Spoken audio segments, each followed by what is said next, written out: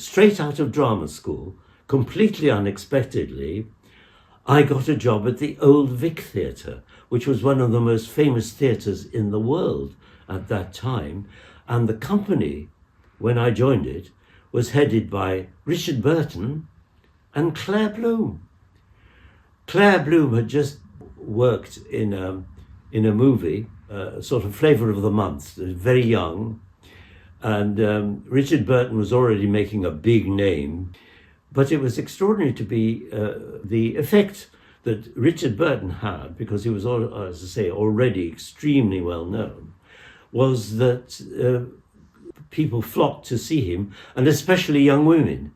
The gods were absolutely full of girls. And he had a magnetic quality, Richard. People always ask me, well, how good an actor was he? And I mean, he was perfectly sound, but he wasn't really an interpreter. He was a kind of magician. He walked on the stage, and he could stand on the stage and be still, and he for as long as he liked. And the audience would just be riveted. There was something about him, and he could start or not start speaking just as he felt like it.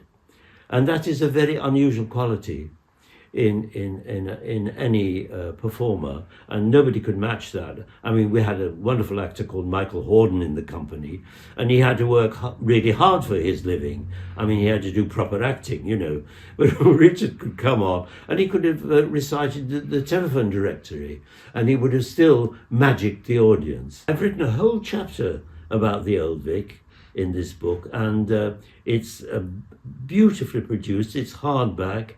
It's wonderfully illustrated. 176 pages. You can order from my website or from Amazon.